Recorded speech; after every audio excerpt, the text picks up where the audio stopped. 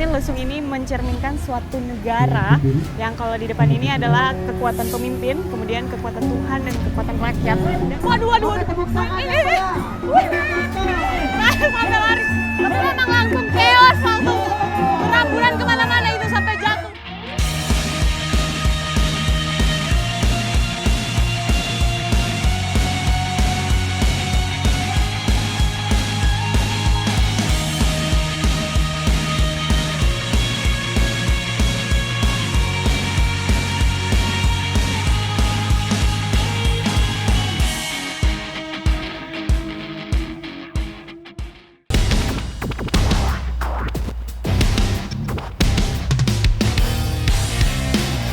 UNESCO Global Geopark Ciletuh, Kabupaten Sukabumi, Jawa Barat adalah paket hadiah alam yang begitu lengkap. Landscape, gunung, sawah, air terjun hingga muara laut. Semua ada di sini. Keragaman alam, hayati dan budaya ini terpadu mulai dari Cisolok hingga pantai ujung genteng di bagian selatan.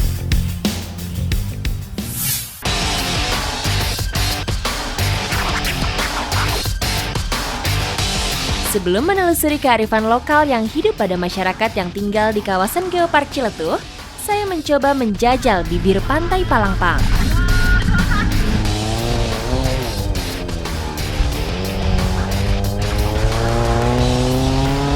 Dilihat dari atas, bentuk Pantai Palangpang menyerupai tapal kuda, membujur mulai dari muara Sungai Ciletuh hingga muara Sungai Cimarinjung.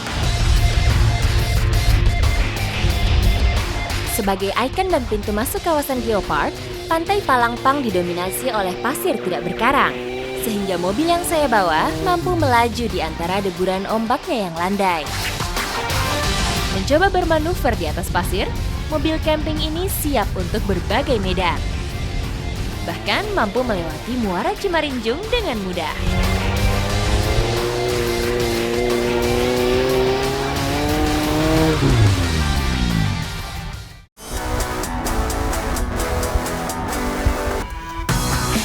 Tidak jauh dari bibir pantai, keragaman hayati menjadi andalan sebagian warganya. Terubuk salah satunya.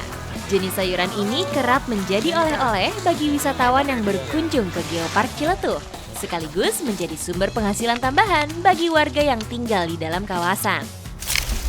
Nah, ini dia. Jadi saya lagi diajakin sama teman-teman dari Cimarinjung untuk ngambil terubuk, atau orang sini biasa bilangnya turubuk. Saya mau cobain nih, katanya enak.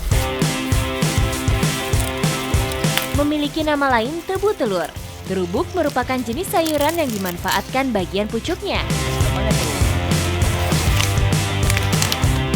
Nah, selain dimasak matang sampai matang, ini mentahnya juga bisa langsung dimakan ini. Bisa dimakan. Coba nih. Saya coba kah? Enak, iya. Boleh. Baiklah. Oke, ini dia. Ternyata terubuk itu dalamnya tuh seperti ini nih. Dari yang panjang tadi kita ambil, ternyata cuma sekecil ini. Oke, ini mau dicobain dulu nih. Wah. Silakan coba, Sel. Coba ya, Enak Kang. ya, boleh. Nggak ada rasa. Cuman teksturnya tuh kayak apa ya? Kayak tepung. Tapi tepungnya lebih kayak tepung beras. Betul. Kalau dipegang lembut ya? Iya, dipegang juga lembut sekali ini teksturnya. Setiap pucuk belum tentu berisi telur. Hanya pucuk dengan ciri-ciri tertentu saja yang bisa diambil.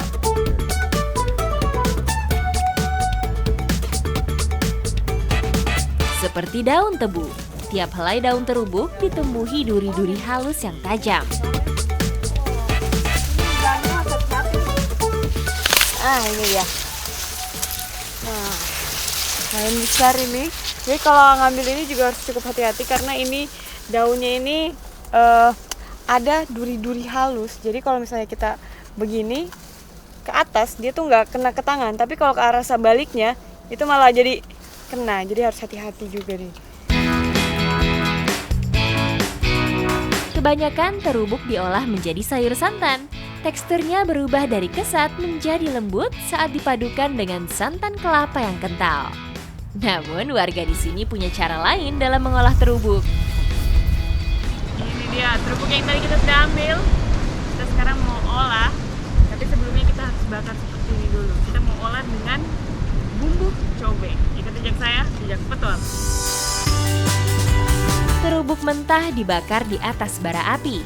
Setelah lapisan luarnya berubah layu dan sedikit gosong, bagian dalamnya dikeluarkan lalu diulek dengan campuran bumbu sambal. Sekarang saya mau cobain dulu. Ini rasanya seperti apa? Karena tadi sudah cobain yang belum matang. Sekarang kita cobain yang sudah matang. Jauh lebih berasa daripada yang tadi belum matang. Terus ini teksturnya lembut sama ada air-airnya. Mungkin karena dibakar tadi jadinya dia semakin ada manisnya juga. Enak deh. Enak. Beda kan? Iya, beda. Iya. Penduduk lokal menyebutnya sambal terubuk. Ini dia cobek terubuk khas Cimarinjo. Saya duluan ya Kang ya. Boleh, silakan Kak. Oke, ini Kang, boleh. Silakan Pak. Coba ya. Ya, bikin aja. Siap, saya coba juga ya. Makin lezat karena ini teksturnya semakin apa ya? Semakin lembut. Jadi enak banget nih.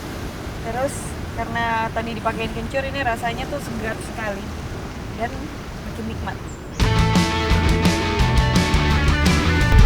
Selain memudahkannya saat diulek, perubahan teksturnya memudahkan bumbu meresap yang melahirkan cita rasa sambal yang berbeda.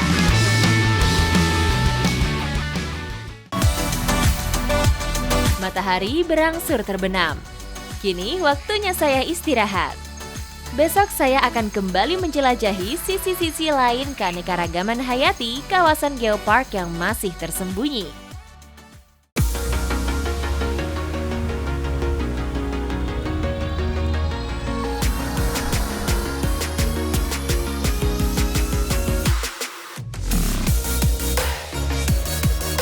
Terhubung dengan satu garis pantai, petualangan saya sampai di daerah ujung genteng. Sukabumi Selatan sejak lama dikenal sebagai sentra penghasil gula merah. Dilihat dari atas, barisan pohon kelapa nampak mendominasi lahan di antara pemukiman-pemukiman warga. Halo Kang Kus. Ya. Ini udah mulai ya? Ya, udah. Ini nih saya lagi mau ikutan ambil nirah kelapa. Ini udah mulai.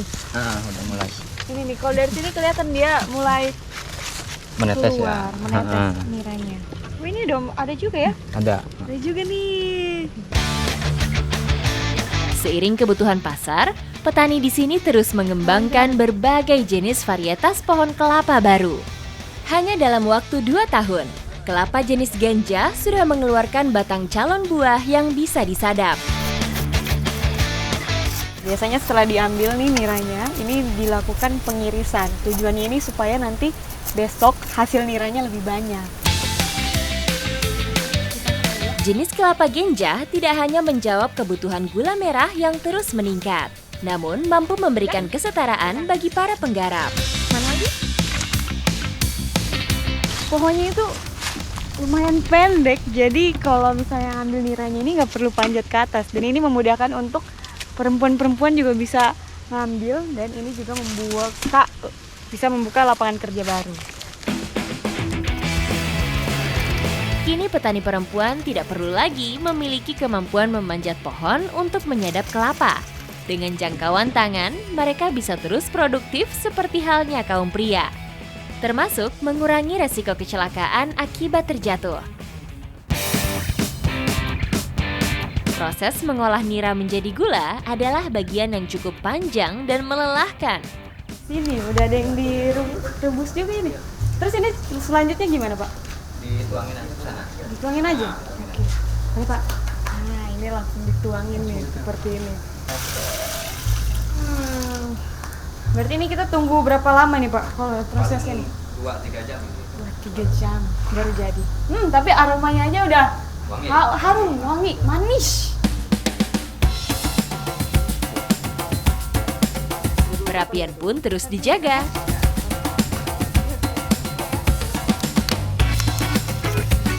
Dan Dan uniknya di sini ada 2 wadah, ada wajan, terus di atasnya ditaruh tungku lagi. Ini fungsinya supaya nanti busa-busanya ini tidak melebar kemana-mana atau tidak meluap kemana-mana.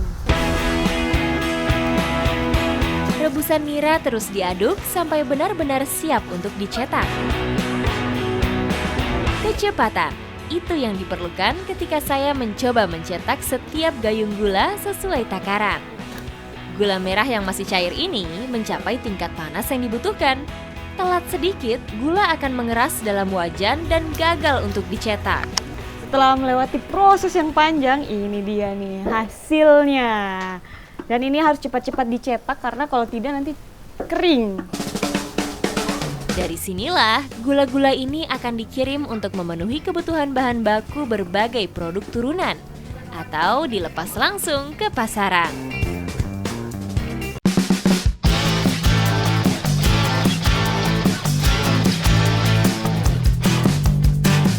Dari ujung genteng, saya melanjutkan perjalanan menuju Kecamatan Surade, masih di kawasan Sukabumi Selatan.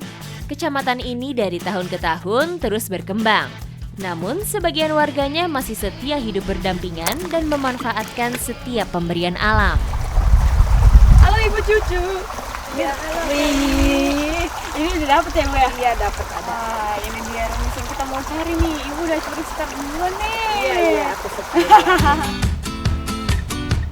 Tinggal tidak jauh dari aliran sungai, kedua perempuan ini tidak sepanjang musim mengais satu demi satu kerang remis dari dasar kali.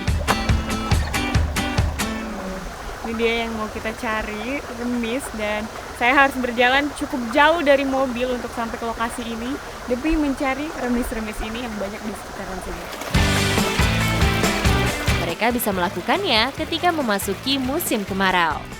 Saat itu, aliran sungai sudah tidak mampu lagi menghanyutkan remis hingga ke hilir. Selain itu, kerang kecil ini akan mudah dicari, manakala suhu air semakin dingin. Selangkah demi selangkah, saya mengikuti cara mereka. Ibu, begini kan Bu caranya ya? Oke. Dikit-dikit. Oh iya, ada remisnya. Jadi memang indikasi kalau ada remis itu ada batu-batu seperti Iya, ini. ada pasir gitu, ada kerikil-kerikil batu. Iya. Lumayan, udah dapat 2. Kadangkala bukan remis yang berhasil diangkat, melainkan hanya pasir dan kerikil. Atau mata saya yang belum terlatih membedakannya, karena sekilas warna dan bentuknya mirip dengan batuan kecil. Ini karena lokasinya kecil, Aduh. jadi kita carinya membelakangi seperti ini. Pemandangan di depan saya adalah Ibu.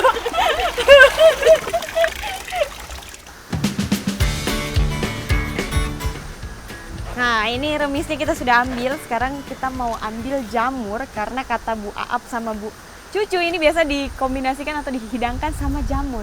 Kira-kira jamurnya apa ya? Langsung aja kita cari. Peninggalan musim hujan ternyata tidak hanya kerang remis.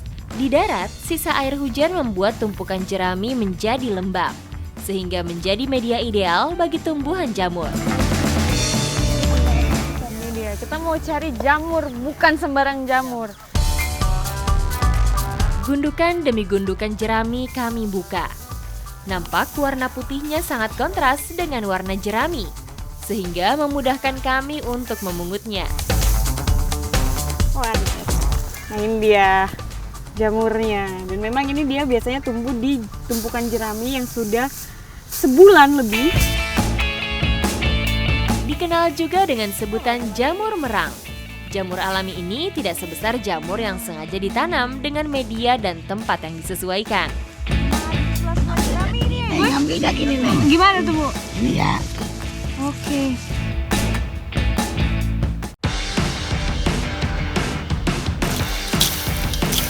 Remis sengaja dimasukkan lebih awal supaya tingkat kematangannya sesuai ketika dipadukan dengan jamur. Aromanya begitu khas di hidung saya ketika berpadu dengan racikan bumbu. Kini hidangan nasi liwet lengkap dengan tumis remis dan jamur merang tersaji di hadapan kami. ternyata dia teksturnya tuh lembut, tapi ada krenyes-krenyesnya juga. Terus tadi remisnya tuh kenyal, jadi pas dipadukan ini rasanya nikmat.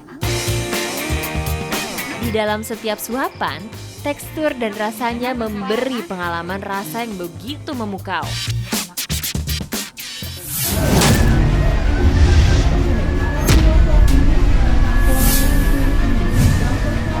Warisan budaya leluhur yang masih dihidupkan oleh sebagian masyarakat Sunda Sukabumi, tersebar tidak hanya di wilayah selatan saja.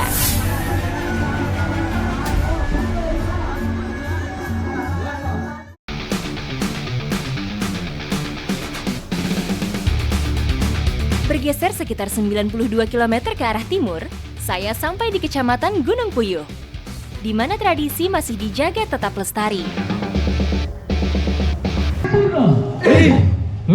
Bak tamu agung, saya disambut kemeriahan yang kental dengan nuansa kearifan lokal. Ini di luar ekspektasi saya sebenarnya, tapi seru sekali di atas ini sambil dada-dada. Ki Lengser dengan pakaian kebesarannya berdiri paling depan dan mempersilahkan kedatangan saya dengan tangan terbuka. Dengan tutur bahasa dan gerak tubuhnya, Ki Lengser merupakan pintu masuk bagi setiap tamu yang datang. Sampurasun. Papanya ketinggalan.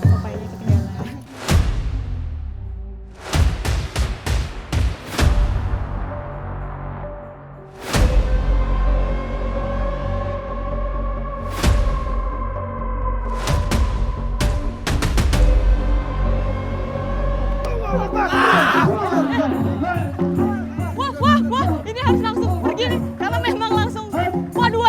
Ini. Saya sampai lari, tapi memang langsung chaos, langsung berambulan kemana-mana itu sampai jatuh. Waduh. Keriuhan ini bukan semata-mata pentas kekuatan. Ini adalah tradisi lisung ngamuk atau lesung mengamuk yang diumpamakan sebagai sebuah negara tanpa kekuatan pemimpin, rakyat, dan Tuhan. Sementara 4 orang satria yang menggotongnya adalah simbol 4 pilar kebangsaan, yaitu Pancasila, Undang-Undang Dasar, Bhinneka Tunggal Ika, dan Negara Kesatuan Republik Indonesia. Tugas para satria ini adalah menciptakan negara yang aman tentram, subur makmur, dan berkeadilan. Kalau kita lihat ini lesung ini mencerminkan suatu negara yang kalau di depan ini adalah kekuatan pemimpin, kemudian kekuatan Tuhan dan kekuatan rakyat. Dan ini ada 4 pilar dan dipikul oleh orang-orang berbeda. Nah ini melambangkan keinginan setiap orang yang memiliki kebedaan. Kalau tali ini adalah aturan yang mengikat dan menyatukan semua yang ada di sini. Jadi harus balance. Kalau ininya dilepas itu nanti jadi chaos. Kalau negara nggak ada pemimpinnya pasti kacau. Nah itu, kalau negara nggak ada pemimpinnya pasti kacau.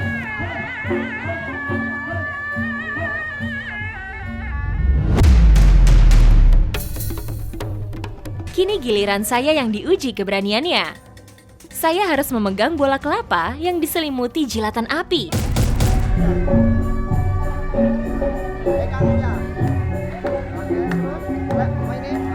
Lama-kelamaan, saya paham bola kelapa kering ini sebelumnya sudah direndam dalam minyak tanah, sehingga api yang menyala bukanlah bara. Luar biasa ini, jadi memang kalau di sini bukan mistis, bukan apa, ini hanya keahlian. Jadi kita bisa pelajarin juga. Dan jangan diterapkan di rumah kalau tidak pernah ya. Hanya saja, kita tidak boleh memegangnya terlalu lama. Cukup beberapa detik saja, kemudian bola dioper ke pemain lain. Setelah terasa semakin panas, bola api akan diganti dengan yang baru dan masih mengandung banyak minyak.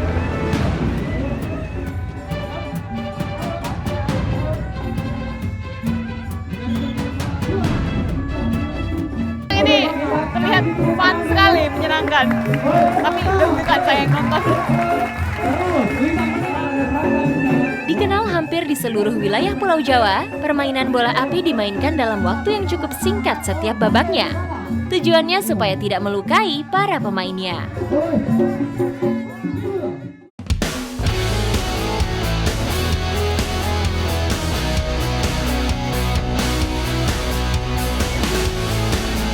Setiap petualangan selalu memberi saya pengalaman baru. Saya sudah dikenalkan dengan tradisi leluhur masyarakat Sunda yang sampai saat ini masih tetap hidup. Warisan yang bukan hanya menempa setiap pelakunya, namun juga sebuah cita-cita luhur akar dan budaya yang akan menjadi fondasi dalam kehidupan masa kini. Di episode selanjutnya, saya akan mendatangi salah satu kampung yang menjadi jantung tradisi, sekaligus role model ketahanan pangan yang masih bertahan di tengah terpaan kehidupan modern, hingga keunikan lokal yang belum pernah dilihat sebelumnya. Ikuti jejak saya, Jejak Petualang.